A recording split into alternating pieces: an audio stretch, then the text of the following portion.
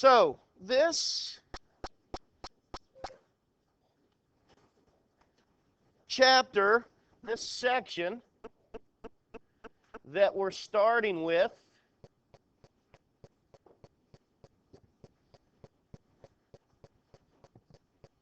is going to deal with the different phases of matter.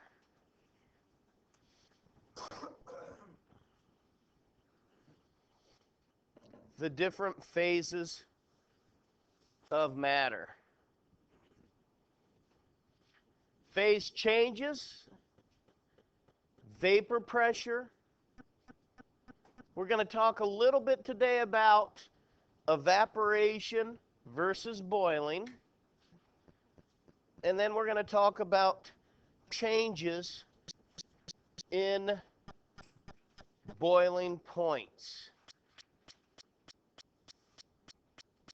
Now, you've talked about phases of matter before. We've talked about them in here. What are some phases that we see matter in? A solid, a liquid, a gas. Okay. All right. So, those are the different phases, and we have phase changes. Okay. Matter exists in three familiar phases that we call solids, liquids, and gases. We refer to these as states. Okay. Different states that matter is in. I have the diagram here of the three different states. A gas, a liquid, a solid. What's the difference? What is the difference between the three different states of matter? Any idea, Andrew? How fast the molecules are moving. Okay, these look like they're moving pretty fast just based on those tails that they gave them. You see we've got a little bit of tails in here, not so many in there. Okay, so it's an excellent observation there. How fast they're moving. And we call that the kinetic molecular theory. So we use the kinetic molecular theory to help us define the different phases of matter.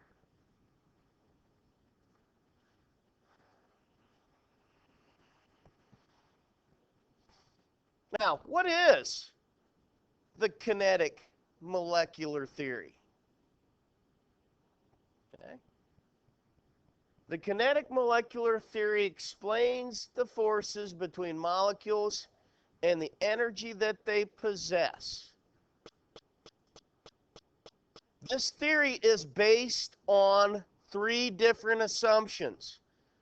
The first assumption is that matter is composed of small particles that we call molecules.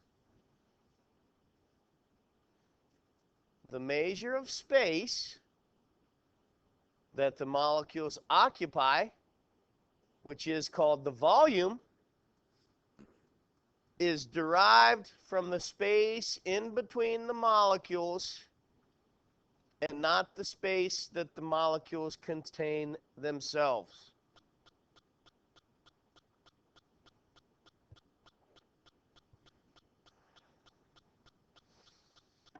So basically, in paraphrasing this, matter is composed of small particles, and the measure of the volume is derived by the space between those molecules.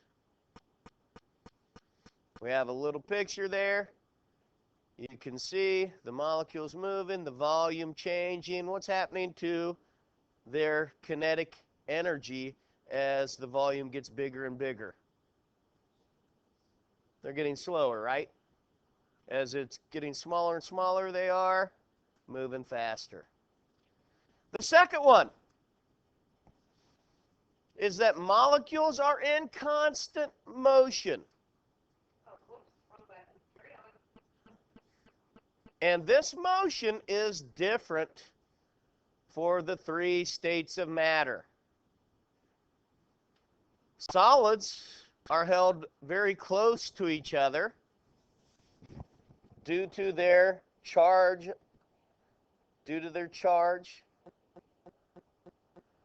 When the solids bend, vibrate, move, they do so in relation to every other molecule around them. So if you look at that picture, those molecules are moving, aren't they? But it looks like they're moving all as one, doesn't it? Can you see them moving? Okay. They're moving all as one. A liquid will slide past or glide over another molecule. This is what we call fluid. The motion is a bit more random. Now, they're not moving as one individual piece there, are they? We have each molecule is vibrating or moving in a different direction in relationship to the other one.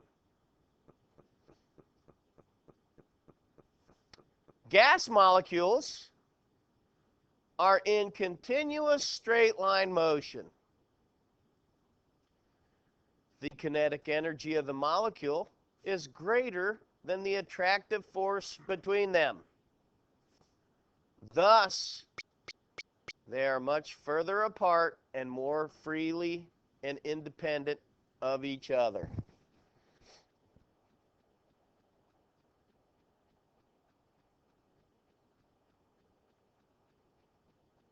So, the molecules of a gas are in continuous straight line motion. You can see there that they're colliding at times, but when they collide, do they go back to their straight line motion? Yeah. They sure do. So, these three, that was number 2. Here's number 3. Well, folks, you guys don't need to copy every single thing and write this word for word.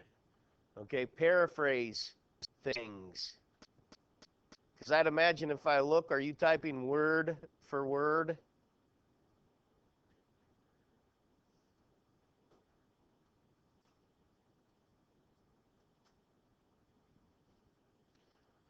Now, the third basic assumption is when molecules collide with each other or with the walls of a container, there is no loss of energy.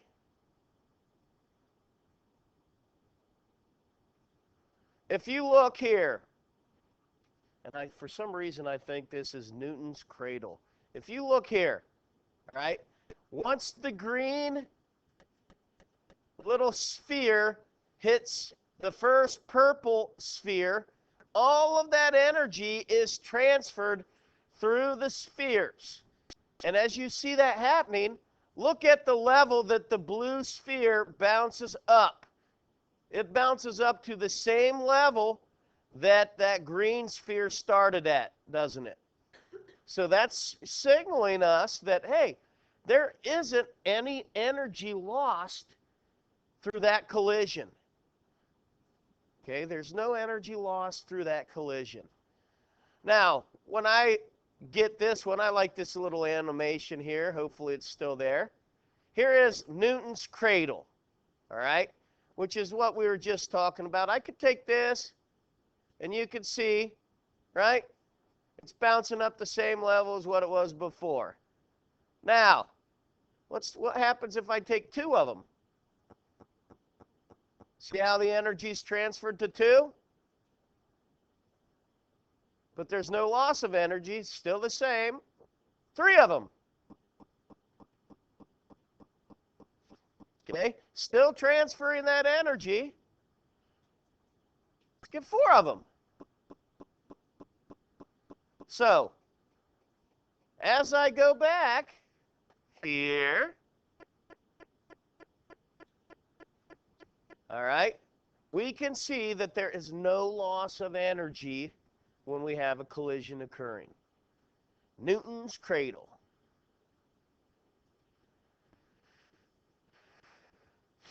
Matter can change from any one phase to any of the other phases.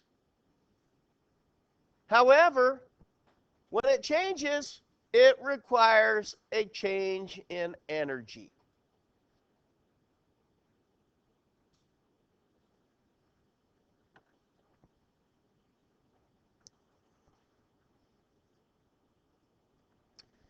And here is a diagram that has the three states of matter. And for this one, we're using actually water. So we have ice, we have water, and we have water vapor. And based on the diagram, you can see that in order for ice to become water, we need to have some heat. In order for water to become water vapor, we need to have some heat. Could ice go straight to water vapor? Could that happen? Can something go straight from a solid to a vapor or to a gas? Absolutely. Okay, we don't see it much with water, but have you ever seen dry ice and it's smoking? Have you seen that? No? Okay.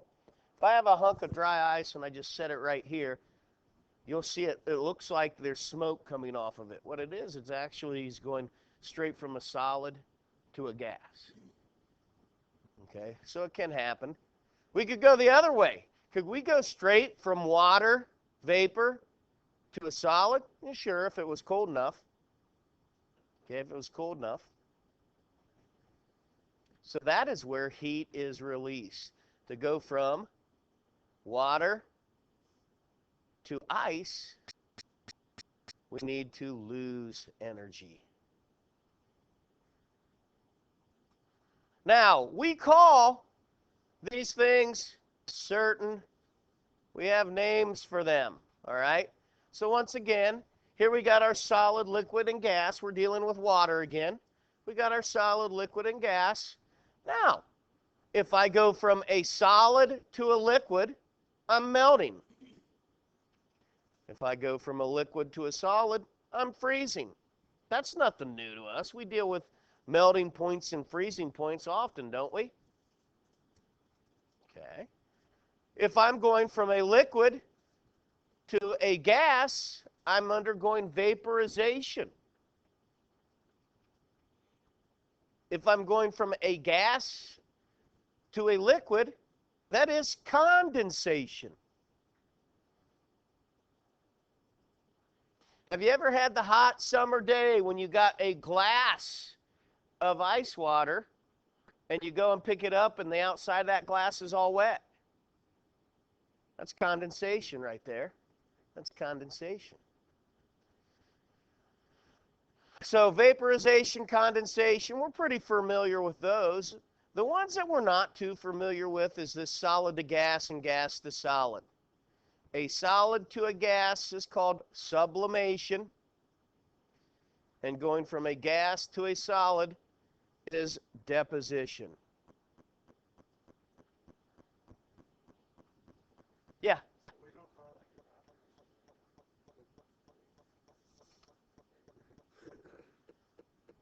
Evaporation is going to be very similar to vaporization.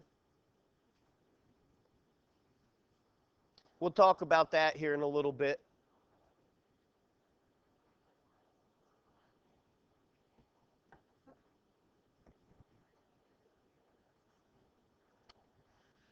Now, here's some everyday sublimation and deposition that we can see, okay, where the gas has gone straight to a solid. Okay? I'm sure we've seen stuff like this before. Okay? My mom would be going crazy. Oh, that's so pretty. Okay? I don't think necessarily a bunch of spider webs are pretty, but that looks kind of neat. Okay? Here's some more. Look at that guy. Looks to me like that's a buffalo. He's got a little deposition on his face. And no, I don't think that this is LeBron throwing powder up. Okay? You know how LeBron does that before the game starts. No, that's not LeBron throwing powder. I've actually tried that before. If it gets cold enough, you can take a glass of water outside, which is not really, deposition. Okay? It's not really deposition, but it's something similar to what these guys are doing there, where you take a glass of water and you throw it up in the air, and if it's cold enough, it'll freeze right in the air. Okay?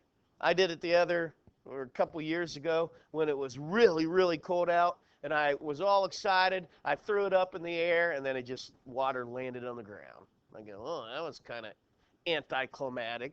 Not quite what I was expecting. Now, let's look here. And I know if you took IPS, you dealt a lot with phase changes. Okay? You dealt a lot with phase changes. Here I'm dealing with phase changes of water. Okay? And I know when I see the flat line, I'm having a change in the state. Okay? So as I'm heating this ice, we started out somewhere around -40. As I heat the ice, it keeps heating. All of a sudden, I got a flat line here. That flat line is where the ice is changing from solid to liquid. Okay? It's no longer going up because that ice is absorbing all of that heat to make the change. And then we have water. Water, we keep heating them up. Here's another flat line. So that's where the water, the liquid, is changing to a gas. So when we see these flat lines here, we know that that is where the phase change is occurring. So if I look here, what's the boiling point of water? 100 degrees. It's not labeled. That's going to be Celsius, though, right? Going to be Celsius. Okay, what's the freezing point? 0 degrees Celsius. Okay, so if we know where to find the flat line, we know where to find the change in the phase. Excuse me. Now let's talk a little bit about evaporation versus boiling. Are they the same? Are they the same? I definitely don't think that this water is at 100 degrees Celsius, do you? Okay. This one, I believe is. Okay. So evaporation versus boiling. Let's make some general observations of these two. Evaporation is only occurring at the surface. Okay? Boiling happens throughout the liquid. So evaporation is only occurring at the surface of the liquid. Boiling happens throughout the liquid.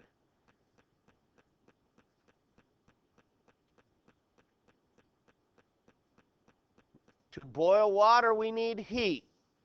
Why do we need heat?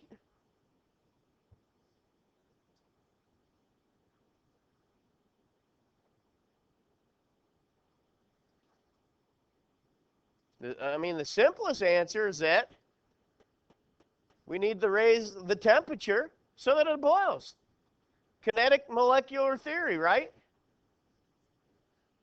We need to get those molecules moving. Okay, but what is a boiling point?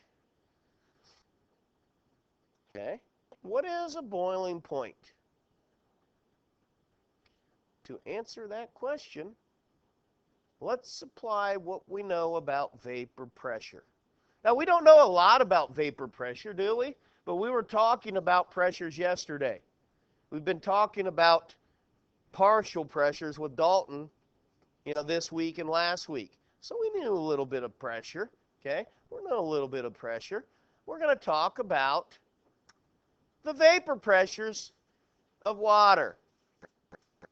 Now, if you look at this, look at the vapor pressure of water at different temperatures. Remember the chart we had to read to get the vapor pressure? Okay, we had that in the pre-lab stuff. Now, if you look here, as the temperature increases, the vapor pressure also increases. So there's a direct relationship to the vapor pressure of water and the temperature. As one increases, so does the other.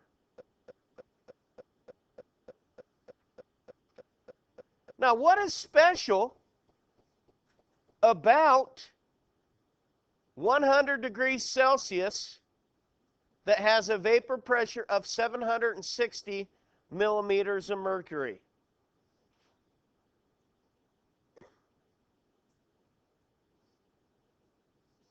You guys might not make this relationship right now, but what is 760 millimeters of mercury?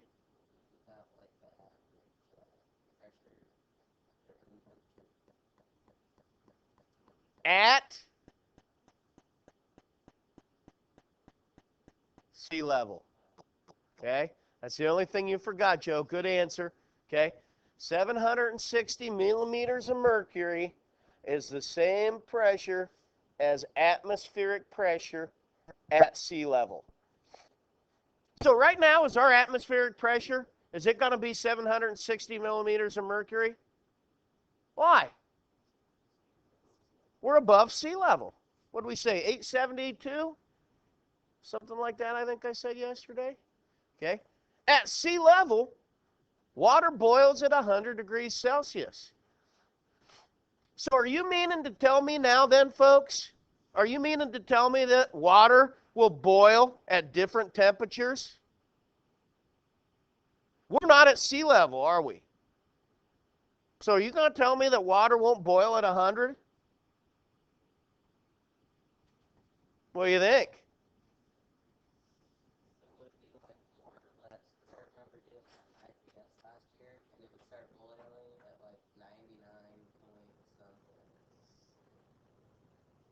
We'll get there. We'll get there, Joe. So, here we go with our boiling. All right. The atmosphere is exerting 760 millimeters of mercury worth of pressure onto that water. Okay. As the temperature increases, the pressure of the water increases. Right here, it's 17.5. Get more, 55.3. Okay, now we're at 149. We're heating up. Now we're at 355. All of a sudden, now we're at 760. So what can you tell me about the water vapor pressure? It's the same, right? When the pressures are finally equal, that is when the liquid boils. Bubbles rapidly form throughout the liquid as the molecules with the highest energy convert to steam. So, how does that atmospheric pressure change when the water boils? What is it? How does it affect the water? I know, they have to move. The atmospheric pressure is not changing. The pressure of the water, the vapor pressure changes. Okay? The pressure here, the black arrow, is not changing. Okay? This red is. So as we heat it up, we're increasing the pressure. When they get equal, boiling.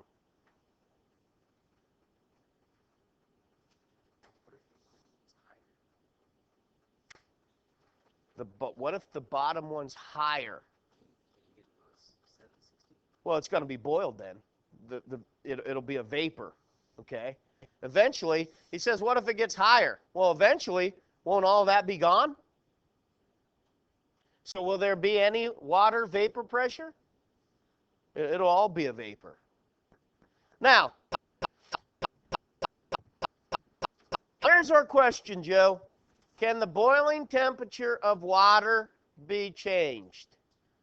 Well, absolutely. Yes, we already do this, okay? We're looking right here, 892 feet in Seatown, Ohio. Water will boil at 99.1 degrees Celsius. So there's what you were guessing, somewhere around 99, weren't you? Yeah. Okay, there we go. Now, where in the United States is a somewhat higher elevation? Hey, Denver. Good guess, Kyle. Okay, the Rocky Mountains. Okay. Denver has an elevation of 5,435. Water boils at 94.5. So as the elevation increases, what happens to the boiling point? It goes down. Okay, it goes down. Right here, look at this. In my little box there, what do you see? What do you see? I see the Pacific Ocean, right? Or at least some kind of a bay. So this has got to be at sea level, right? What about up here? It's a mountain, right? Boiling point's the same? Elevation the same? No. So, if we look at this, Mount Rainier, Washington, elevation over 14,000 feet, water boils 85.3. Down here in Tacoma, the city at the base of the mountain, elevation 243 feet, water boils at 99.9 degrees Celsius. So by theory, if I'm up here, I can make macaroni and cheese faster than I can down here. What do you think? A little chillier, yeah.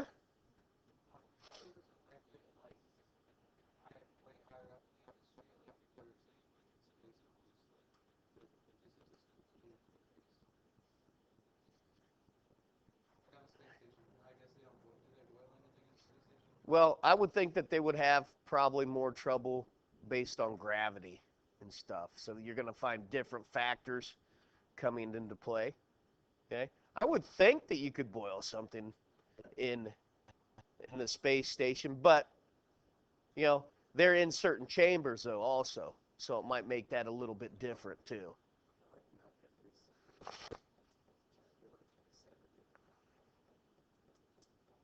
I don't know. I don't know how high Mount Everest is. Something you could look up, I'm sure. Now, last thing we're going to talk about today is phase diagrams. So you might want to draw one of these phase diagrams. I'll give you a little bit of time here. Draw this phase diagram in your notes. Draw this phase diagram in your notes.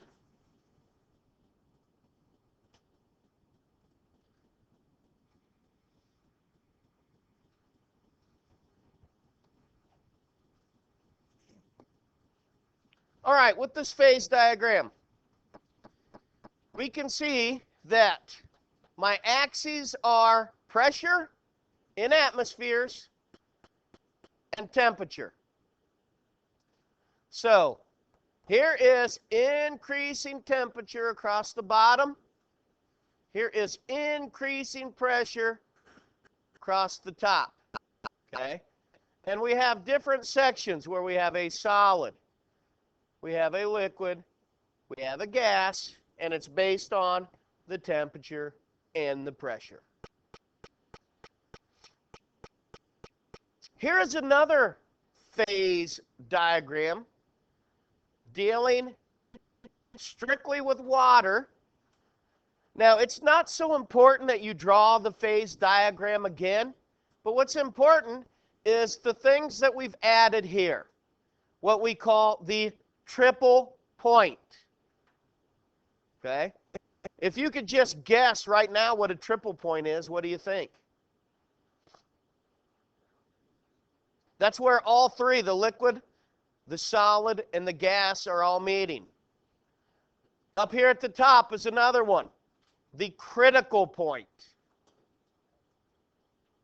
Okay? The critical point. So we're going to talk a little bit more about those two things. Okay? If you look right here, on this line right here, right? That's where I have melting and freezing occurring, correct?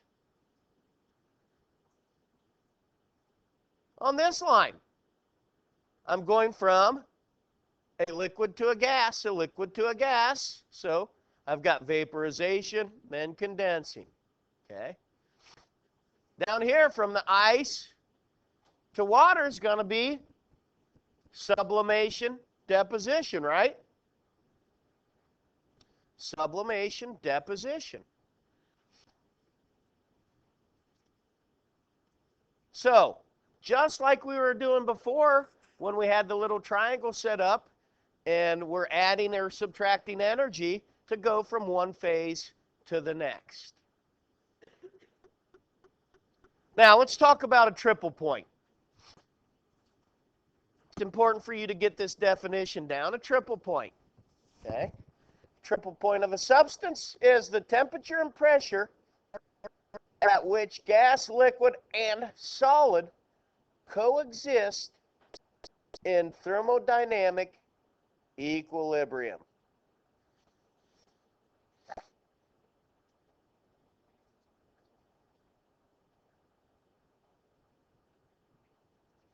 Now, this is still the data that was up there for water. So, in order to get the triple point of water, the pressure has to be 0.006 atmospheres, and the temperature has to be 0.01 degrees Celsius.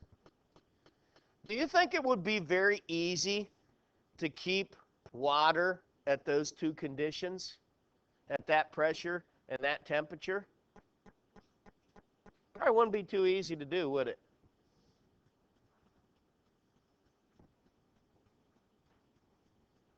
Okay? So, if we look at that, okay, we just talked about these values right here, okay? If we look at that, theoretically, at that point, liquid can boil and freeze at the same time. Theoretically. Do you think we're going to actually visualize and witness this? Probably not, because like I said, how hard is it going to be to keep those situations? Okay? That temperature and that pressure.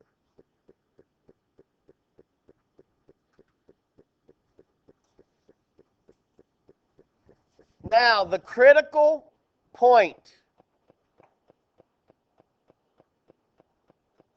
The critical point leads us to some new thoughts. Above the critical pressure and temperature, above that critical point, there is no distinction between the liquid phase and the gas phase. Basically, they combine into one phase that we call the supercritical fluid phase.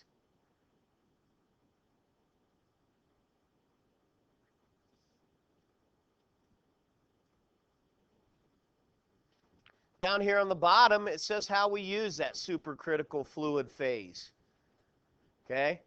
It is used on a large scale for decaffeinating green coffee beans, for extracting hops for the production of beer, and for the production of essential oils and pharmaceutical products from plants.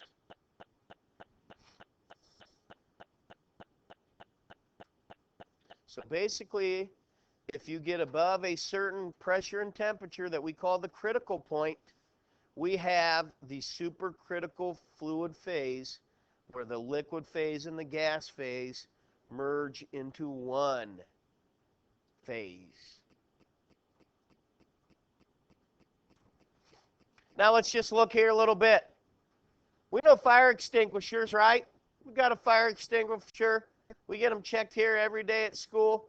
Carbon dioxide has a vapor pressure of 830 pounds per square inch, PSI, which is equivalent to 56.5 atmospheres at 20 degrees Celsius.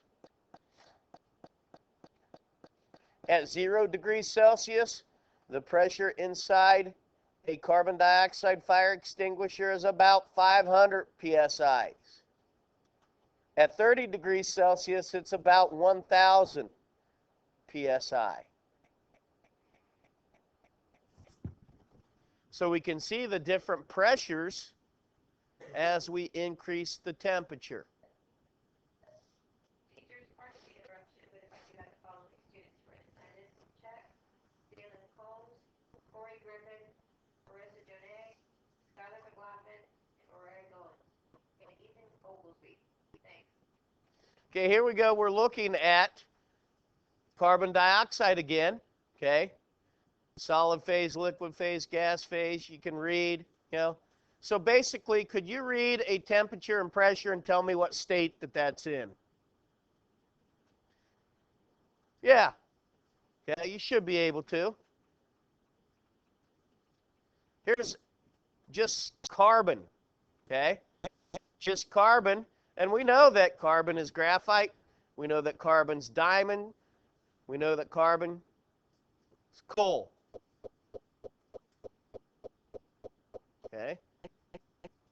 Based on different amounts of pressure and different temperatures, we can see how the conversion is made.